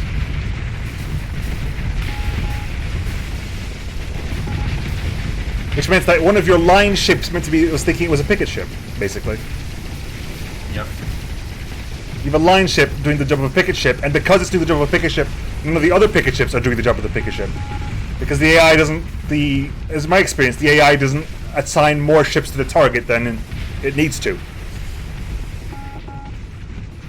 it's like, oh, that's clearly a massive capital ship dealing with that one frigate. It doesn't need any support. The Hacksaw is now between a lot of high explosive damage. That is a dead Hacksaw. And that is more damselflies. This was not as close a match, sadly. Even though for some reason I start calling it the Skypion. Even though there's no reason I should call it that whatsoever. The Nemean Lion, like, arguably did a better job this round, but it was still nowhere near enough.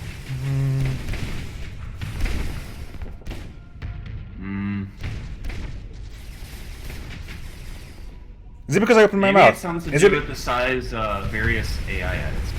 I don't know. Is it because I said it was going to be the Neutrino Redemption arc? Is that what happened? I like jinxed it.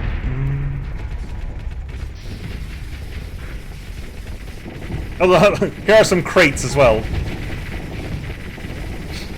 Oh yeah, crates. Yeah, crates. Those exist. Blaze of glory. That's right, Nemean Lion. Just die happy, I guess. The thing is, like, I wanted to die to not. Although there's technically still a Hacksaw up there, but we don't care about the Hacksaw. We care about the Nemean Lion. Okay, it managed to kill all the fighters that were currently bothering it. Then it vented and took 2 missiles into the armor. What is the reasoning behind triple high explosive mortar, by the way? I mean, it's a build that I feel like people use a lot, but I never quite got that because it's only high explosive. Yeah. You have 3 universal mounts and you only want like 1 damage type. Yeah, you could quite easily put singularity torpedoes on all those mounts. But seriously, a kinetic accelerator, like just 1. Like the Kayak Mark III does a lot of damage. Like even hitting the armor, it does a lot of damage. Psi kinetic weapons are hilariously bursty. They may as well be high explosive. And it's part of why I think Psi fleets are really bad against Templar, because the Templar can pry-wind burst and dodge their shots so easily. Yeah. Right, so that is 2-0. 2-0. Once again, the DME fleet continues to have never lost a match. Yep. They haven't dropped a single match, have they? Neither of them have. Nope. Right. The last match of the evening is your match, I believe. Is this anime fight? It's not quite anime fight. The first round was the first match was anime fight. It could be more anime. This is Birdie and ORA versus High-Tech and Imperium. Okay, so what do we have here? On the Kurmaraja, we have Gauss Cannon. That's new, I believe. Comet Artillery, Darts, Particle Lances, Crates, Vespas, and Hypervelocity Drivers. No ORA weapons on that. The Scorpion, which is the new ship, has double dual shot cannons, which I love. Yep, those are fun. Yep. The Enlightenment. The Enlightenment went double Tachyon Lance, double Sunstorm PDE. It's a very anti-fighter Scorpion. And Scaleron repeaters and Echoes Casters and Choir emitters on the Enlightenment. There's a Revelation as well. Scaleron repeaters. Ooh. Yeah, Scaleron. I'm just oohing and eyeing at shit. And then there's also a Revelation with a Sempiternal repeater and some Choir emitters as well. Whole lot of crates and Vespas.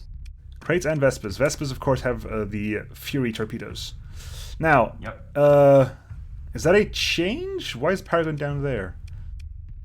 What happened here? What happened to High-Tech? What did High-Tech do? Because Paragon's now down the list. He his fleet, I guess. Yeah. So we have a Medusa with pulse lasers, a Omen with Swarmer launcher, a Vortex with Achilles support wings that's left over from a Psy match, an Aurora. I assume the Aurora, if anything, is refit, but otherwise. Ion Pulsar, Antimatter Blasters, Heavy Blaster, Ion Cannons, and Burst PD lasers. And the Paragon class has Telems, Tachyon Lances, Auto Pulse lasers. Did you not discuss with Cummins what was happening? Remember, I was on a road trip all week. I submitted my fleet in the first 8. Didn't do anything. Fair enough. So the fleet that you see in mine is literally, I'll do this and then we go. Cool. So yeah, we've got a couple of Telems on the Paragon. Your Matriarch has Wasps, Xiphos, Lux Repeaters, Iron Cannons, Typhoons, Sledges, Hammer Barrage, Flat Cannons. Yep, I went with all vanilla fighters, Claws, Xiphos, and Wasps. And by the way, this is consider it a thesis on the Wasp, because people keep calling the Wasp bad. You said, no. Somebody in chat, I don't remember when, I don't remember who, said that vanilla has no anti-fighter fighters. And I mentioned Wasps. I'm like, oh no, Wasps are awful. They die to everything. Okay, so this. Excuse me? So are we? And I refit the Hammerhead, by the way. Yeah, I see it here. Lux Repeaters, Sledge Guns, Light Needles, and Sledge Cannons. So a lot of forward-facing firepower. Literally just anti-ship weapons. I did it because, Because like I said, light needlers, and if the shields go down, it's a lot of explodes to back it up. Anyway, let's go. Mm-hmm.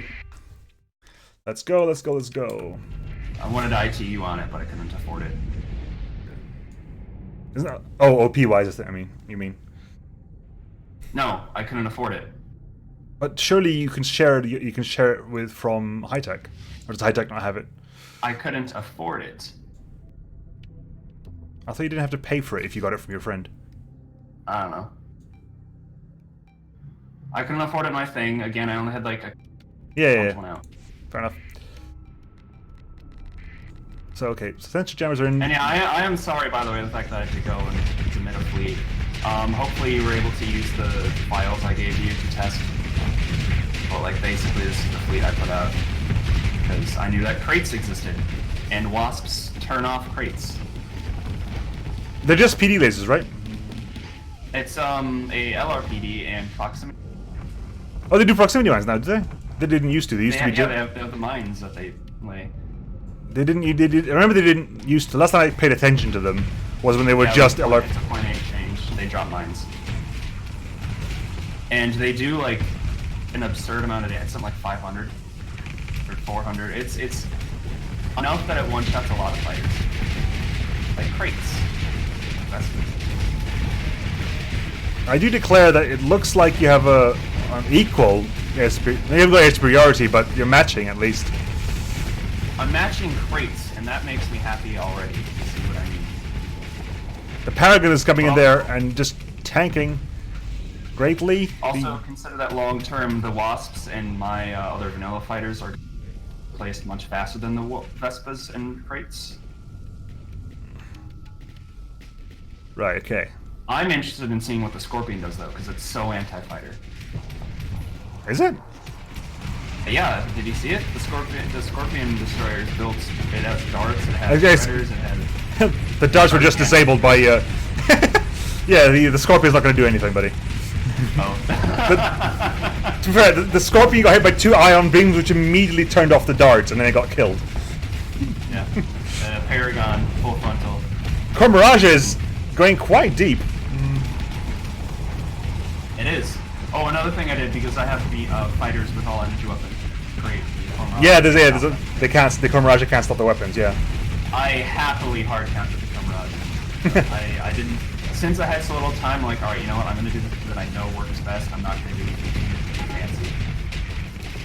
Okay. I didn't want to screw comms over too hard just by not being around. So you played this a little bit more legitimate than you otherwise would have. I played it a lot more, yeah, I guess legitimately would fit. Because normally I don't try and do what I think would be the switching strategy. I just don't like that. Yeah. I've been trying to avoid playing to win as much as possible. Winning's just accidental. Earlier in tournaments, I don't know if you were around to see it, but I got way too into it.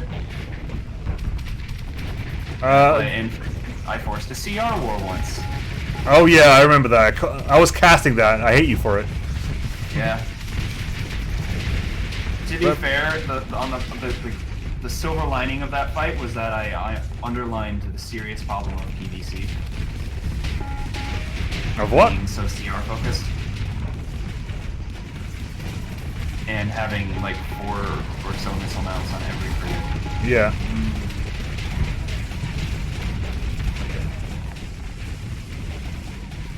Okay, so Cormoraja is still like... The Cormoraja is quite in there. I mean... Oh god, it's... What? No, go away. Ah. Sorry. It's quite a slow match, but things are happening slow. Yeah. You know? Sorry, I clicked out there because overlays. I mean, the Enlightenment's like having a nice fight with the Aurora. The Cormoraja is now fluxed out.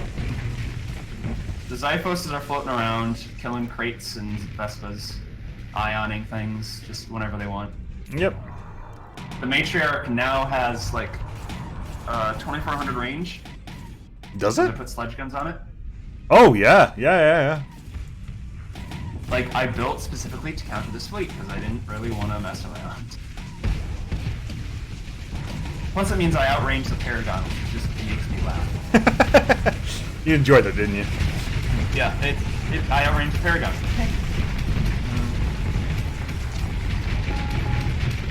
Oh, that convergence took basically a lot of damage. It just... I wouldn't say it sat in front of a Paragon because I don't think it really had a choice. It was just there for the duration.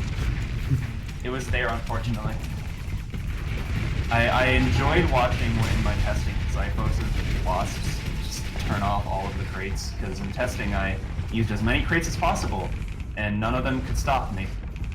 None of them could stop me.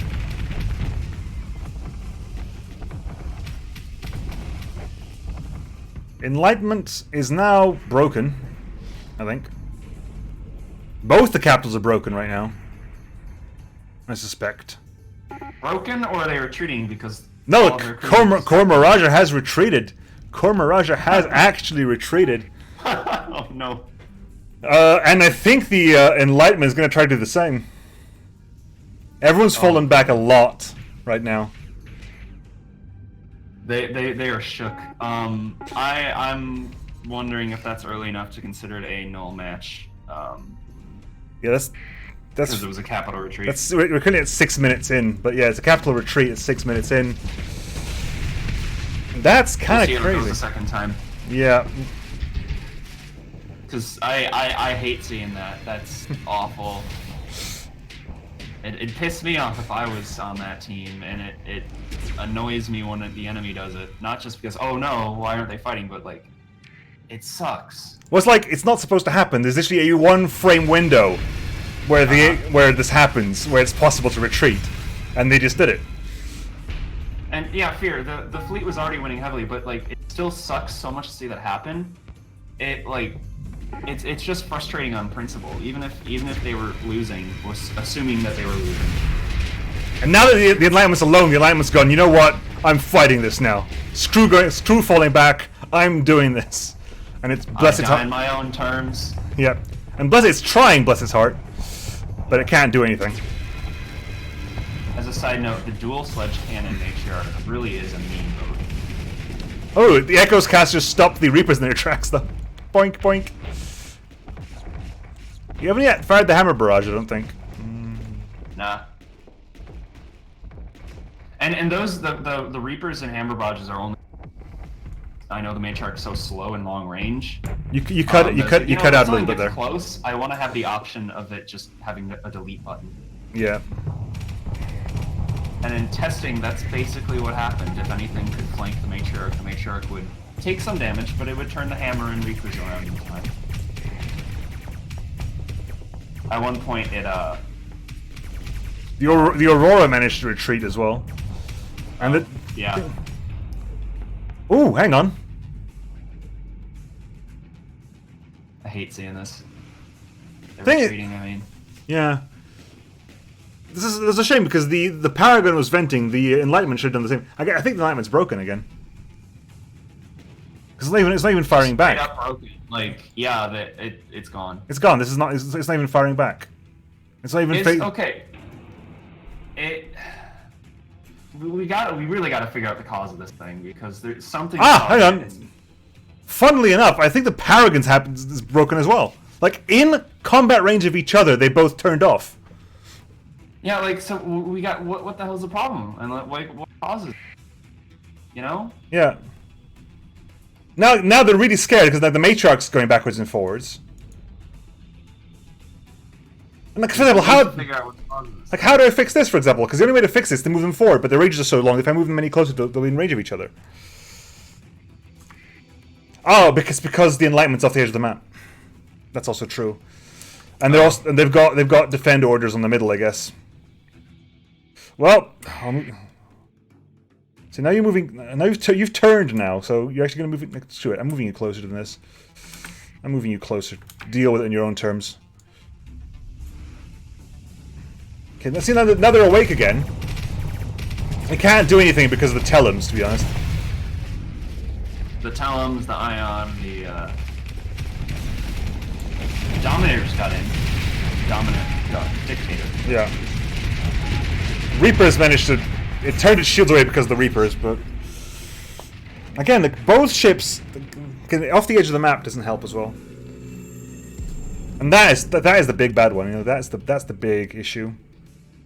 Yeah. That retreated. I think other than the retreating issue though, that was like the cleanest win any of the have gotten this week. Right, we'll go back to the other than the retreat issue, which is just painful. Like enough so that depending on how this next match goes, I'd be more than happy to suggest just not counting that first round.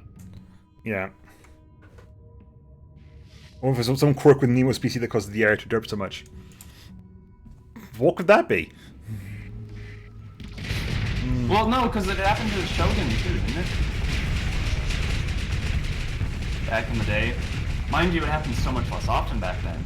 I still think that there's a massive correlation with the size of the ship and how often they break. Yeah. Frigates just straight up don't. Destroyers haven't... I can't think of a time a destroyer has. No, haven't seen destroyers, did it? Like a lot of times you see that. A lot of the time you see like frigates and destroyers are there just because they're escorting the ships that are broken. Mm-hmm. You wouldn't have to have Xena's Hey Air Hovel active. I have never installed that mod. Oh.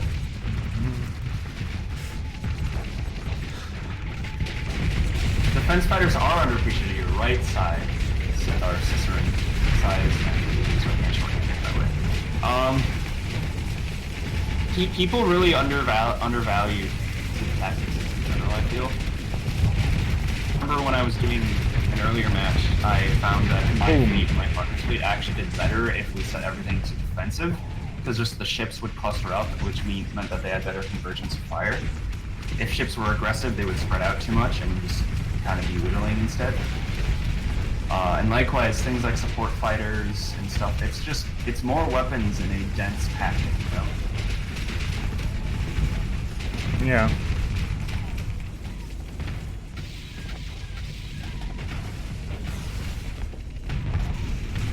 Okay. So Revelation is down. Mirage has moved forward a little bit, moving back again now. High Tech and Imperium have the middle of the map, so they're forcing Blackrock RA back. That blob. Blow RA, yeah.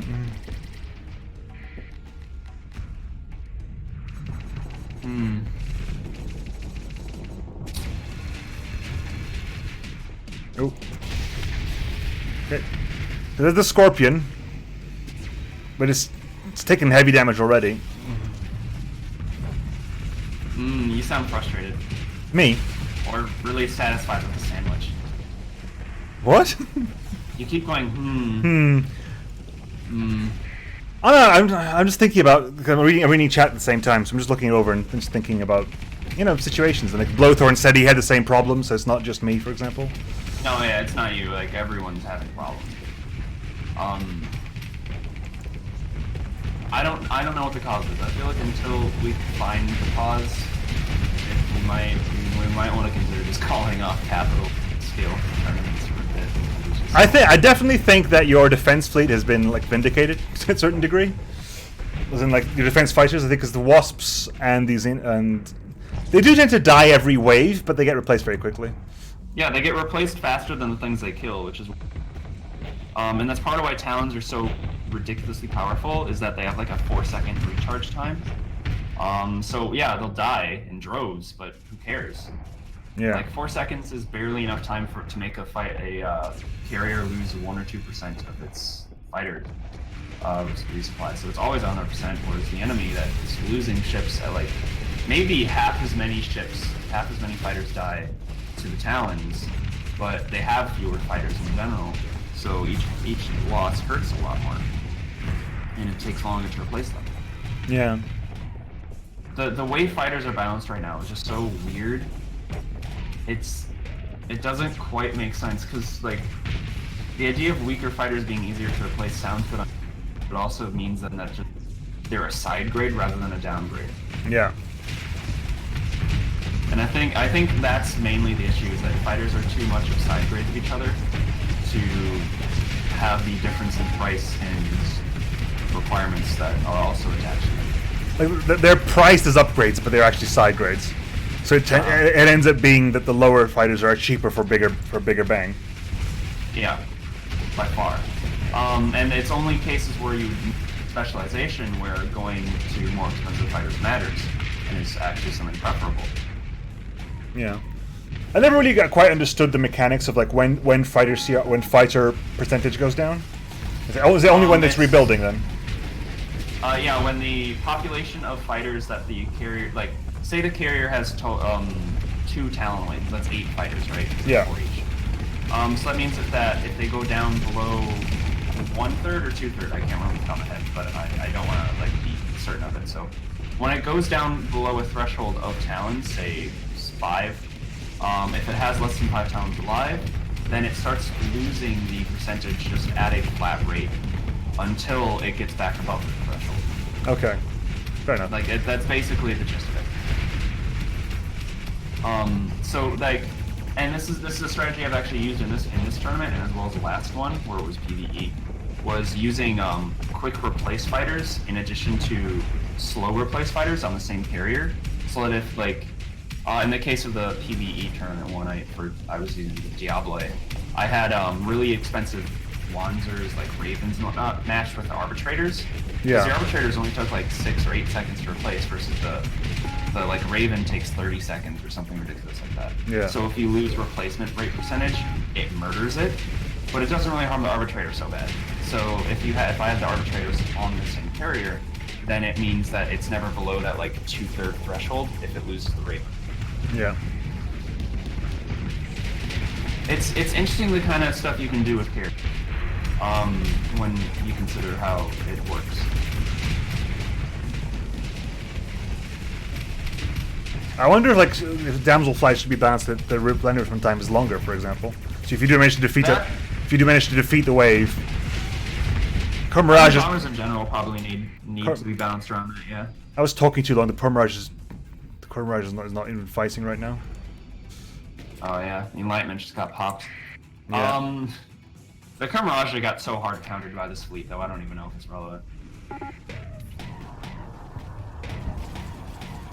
Because it can't stop energy or beams of any kind. So if it interdicts, it's just... Yeah, the only thing it can stop from the Paragon is the Telem, I think. Yeah. It's apparently it's 2/3. Matriarch's weapon's better, but the Matriarch isn't usually actually that important for whether or not shooting at things. Yeah, the Matriarch's weapons aren't relevant. The sledge cannons are really just there to suppress, not to actually kill.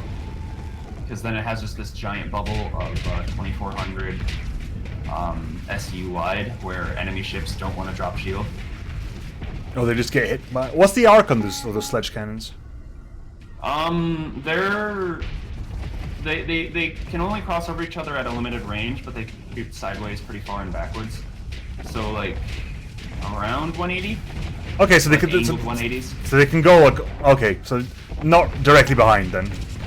No, they can't. The sledge guns can't fire behind.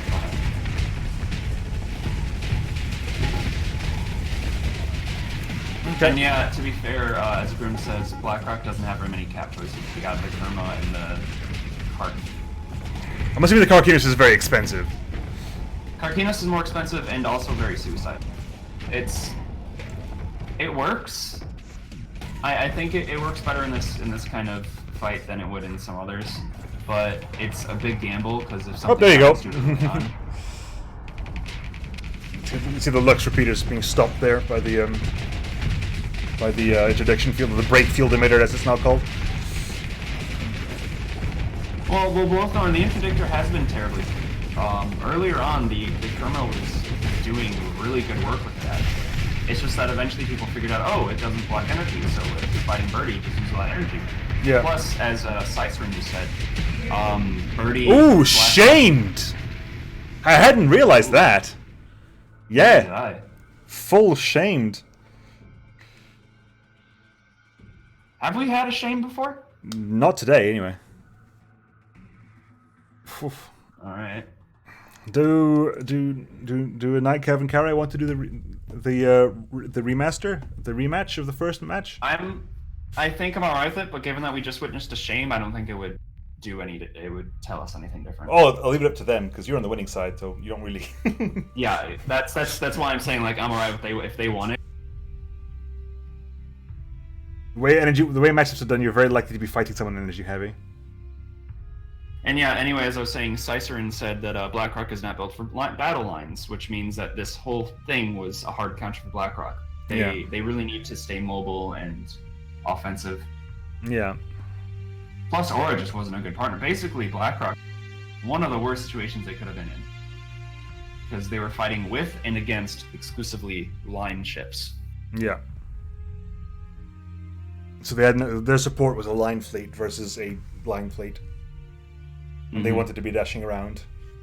And for neither the Paragon, I won't say because a lot of high-tech ships want to dash around, but the Paragon is not one of them. Like, yeah, if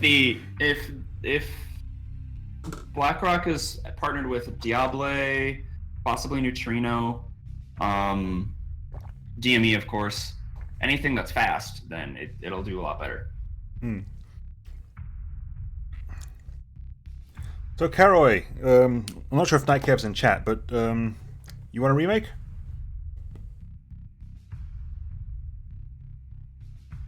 Just me and Knight, Aurora versus Nevermore.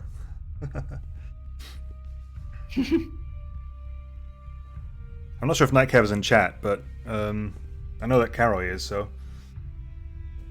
I'll let Karoy have a decision. Oh, it's your choice, man. Because Kurmaraja ran away. Other than that, it's your call. Yeah, it's just because of the retreats from the first fight. Even though I wouldn't say that it did change the effect. It's such a frustrating thing it's basically a cheated match, I guess you could say. Here, folks. Dizzy cheated. Yep, So, I did. So it turns out the Imperium is now disqualified. Yeah, the Interstellar Imperium is actually a very overpowered faction and will now be blacklisted subject immediately. I will continue the tournament, but only under a parole fleet using the. All right, Karai doesn't really want to do it, so fair enough. Okay. We'll call it there. That's it. So we have again, DME is showing its superiority. Again, possibly needs a numbers nerf. With the Jeanne d'Arc and the Damselflies. Yeah, I gotta open up the brackets from what happened. So yeah, DME is incredibly superior. They've never actually lost anything. Have they dropped them out a match so far? Only when it was fighting DME. Fair enough. So the only DME loss it has had was DME when someone had to go. Yeah. Borkin did something funny. Unfortunately, it didn't change the outcome because they were fighting DME.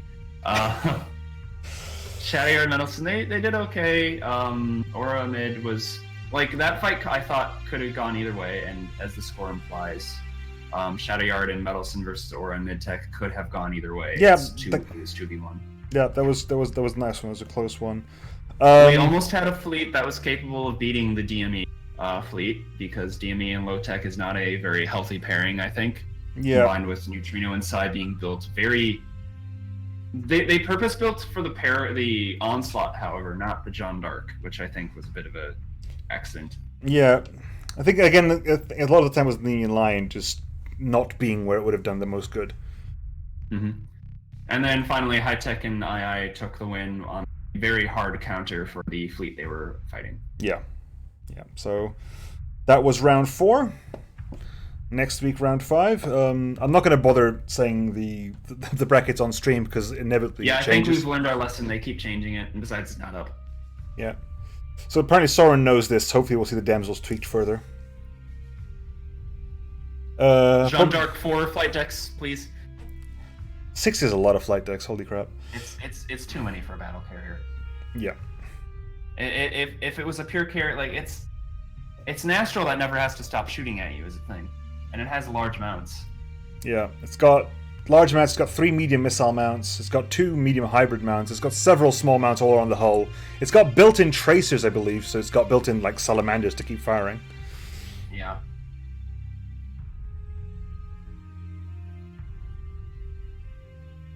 Anyway. Yep. We're gonna call it there for now. Thank you for joining us. It was 2 hours. Yeah, it was a good 2 hours. Yeah, well, plus, about 2 hours, a bit less than that because of really? because the setup was a bit longer than usual. That could have been a lot longer, but because we had so many 2-0s, like Yeah. that one fight with DME and Low versus Neutrino and Psy, one of the rounds went 15 minutes. Yep. It was almost a CR war. I think it was a CR war. Well, I think literally it was. They heard us essentially. Only one ship didn't have lost, wasn't malfunctioning. I think. Yeah, but it was the thing. Like, if the Scotty hadn't moved forward, the Enlightenment would have won the CR war. Mm-hmm. Right. Only one clip moment though. Yeah, but it was a very good clip moment. Still, all in all, it wasn't a very dramatic or surprising fight, I guess you could say. See, today. Yeah, let me just show something. Hang on, let's go back to this one just before we end the point. Here we have 3 large missile slots. Here we have 3 large universal slots. Imagine what fun could have been had. I will maintain that infinite singularities will still be amusing. Fair enough. It makes me laugh. I'm very easily amused, by the way. Anyway, I'm going to call it now. Thank you very much for everyone who watched, everyone who followed me during the stream, for all my subscribers, all my followers. Thank you very much. I'll catch you, next week with this next stream. And, of course, during the week with several videos. Bye! Bye.